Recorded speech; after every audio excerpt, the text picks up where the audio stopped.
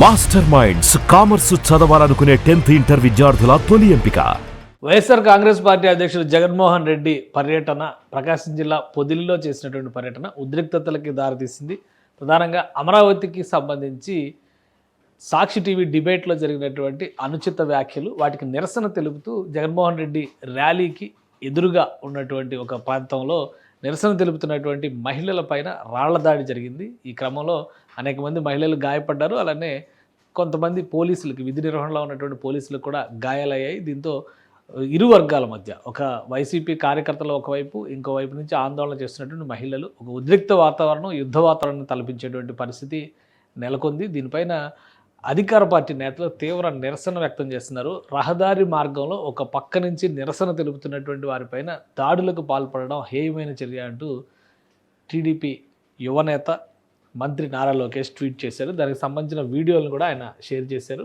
శాంతియుతంగా నిరసన తెలుపుతున్నటువంటి మహిళలు పోలీసులపై వైసీపీ సైకోల దాడిని తీవ్రంగా ఖండిస్తున్నారు. మహిళలు పోలీసులపై రాళ్లదాడి చేసిన దుర్మార్గులను కఠినంగా శిక్షిస్తాం. జగన్ రెడ్డి గారు మొన్న తెనాలిలో గంజాయి బ్యాచి రౌడీ షీటర్లకు ఓదార్పు యాత్ర చేసి ఇప్పుడేమో తల్లిలా గౌరవించాల్సిన మహిళల్ని వేశ్యలని కూసిన వారికి మద్దతుగా నిలుస్తున్నారు. సొంత తల్లిని చెల్లిని మెడబట్టి బయటికి గెంటేశారు. తల్లిని చెల్లిని కోర్టుకి ఇచ్చారు. సొంత చెల్లి పుట్టుకపై దుష్ప్రచారం చేయించిన మీరు మహిళలను గౌరవిస్తారని ఆశించడం అత్యాశే అని చెప్పని కామెంట్ చేశారు. సో ఇదే దీనికి సంబంధించినటువంటి వీడియోలు, గాయపడినటువంటి మహిళలు, వాళ్ళకి సంబంధించినటువంటి దృశ్యాలని ఇందులో షేర్ చేశారు, ఎక్స్లో ట్వీట్ చేశారు.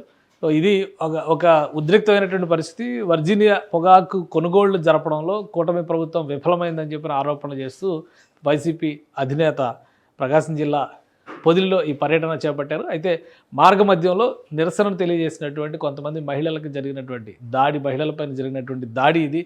టీడీపీ నాయకత్వం తీవ్రంగా దీన్ని ఖండిస్తుంది. ఉద్దేశపూరితంగా వైసీపీ కార్యకర్తలే రాళ్ల దాడికి పాల్పడ్డారని, కవ్వింపు చర్యలకు దిగారని, విధి నిర్వహణలో ఉన్న అధికారులను కూడా గాయపరిచారని, పోలీసులు అధికారులు కూడా గాయపడ్డారు, వీళ్ళపైన చర్యలు తీసుకుంటామంటూ హెచ్చరించారు నారా లోకేష్. ప్రస్తుతం అక్కడ ఉద్రిక్త పరిస్థితి సన్నగిలింది. అలానే అక్కడ ఉన్నటువంటి వాతావరణం మొత్తం కూడా పోలీసుల నియంత్రణలో ఉంది.